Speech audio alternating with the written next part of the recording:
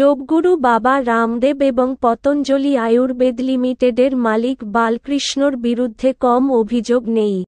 Indian medical association (IMA) দাবি করেছে, পতঞ্জলি আয়ুর্বেদ তাদের সামগ্রীকে অবৈজ্ঞানিকভাবে বিভ্রান্তিকর শব্দ দ্বারা প্রচার চালাচ্ছে। এই অভিযোগের ভিত্তিতে সংস্থার একাধিক পণ্য নিষিদ্ধ হয়েছে। এবার আরও বড় বিপাকে রামদেব, কারণ তার সংস্থার বিরুদ্ধে প্রতারণার অভিযোগ করা হয়েছে। পতঞ্জলির একটি পণ্য আছে, দিব্য দন্ত মঞ্জন। তাতে সবুজ লেবেলও লাগানো রয়েছে, অর্থাৎ এটি নিরামিষ পণ্য। কিন্তু আইনজীবী যতীন শর্মা দাবি করেছেন, ওই দাঁত মাজার পেস্টে মাছের ব্যবহার করা হয়েছে। সমুদ্র ফ্যান নামের এক সামুদ্রিক মাছ ব্যবহার করে তৈরি করা হয়েছে ওই পেস্ট।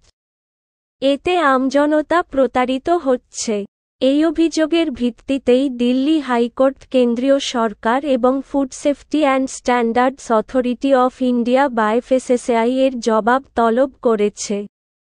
শুধু তাই নয়, পতঞ্জলিকেও আলাদা করে নোটিশ পাঠানো হয়েছে। আগেও একবার একই অভিযোগ উঠেছিল রামদেবের সংস্থার বিরুদ্ধে।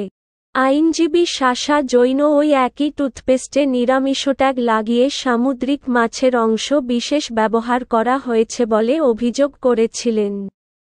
সেই সময় অবশ্য কোনো প্রতিক্রিয়া দেয়নি পতঞ্জলি সংস্থা। ইতিমধ্যে উত্তরাখণ্ড ড্রাগ কন্ট্রোল বিভাগের লাইসেন্সিং কর্তৃপক্ষ পতঞ্জলির দিব্য ফার্মেসি কোম্পানির 14টি পণ্য নিষিদ্ধ করেছে।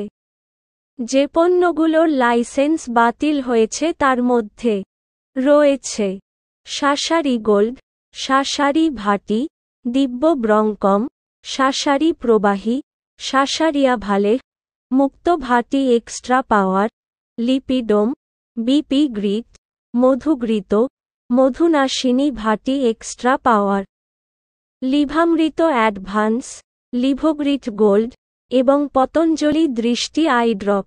এদিকে, drugs and magic remedies act লঙ্ঘনের অভিযোগে ফৌজদারি মামলা দায়ের হয়েছে বাবা রামদেবের বিরুদ্ধে।